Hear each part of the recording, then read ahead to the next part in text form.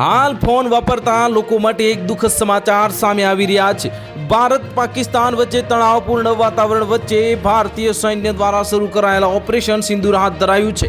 આ ત્યારે social media platform જે રાષ્ટ્ર વિરોધી નકારાત્મક અને સૈન્યનું મનોબળ તોડનારી પોસ્ટ કરનારા 14 વ્યક્તિઓ સામે ગુજરાત પોલીસે ગુનો નોંધીને કડક કાર્યવાહી હાથ ધરી છે। આ ભારત પાકિસ્તાન વચ્ચે તણાવભરી સ્થિતિ સર્જાઈ છે ત્યારે ગુજરાત પોલીસની ઇન્ટેલિજન્સ શાખા અને સોશિયલ મીડિયા મોનિટરિંગ યુનિટ દ્વારા બાજ નજર રાખવામાં આવી રહી છે।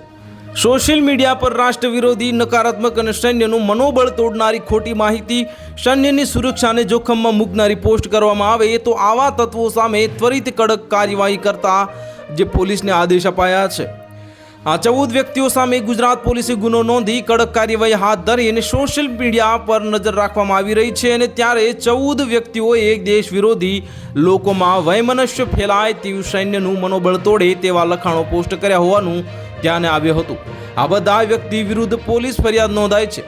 ખેડા જિલ્લામાં 2, ભુજમાં 2 ઉપરાંત જામનગર, જુનાગઢ, વાપી, બનાસકાંઠા, આણંદ અને અમદાવાદ, સુરત શહેર, વડોદરા, પાટણ અને ગોધરા જિલ્લામાં એક મળીને કુલ 14 પોલીસ ફરિયાદ દાખલ કરી અને કડક કાર્યવાહી કરવામાં આવી છે।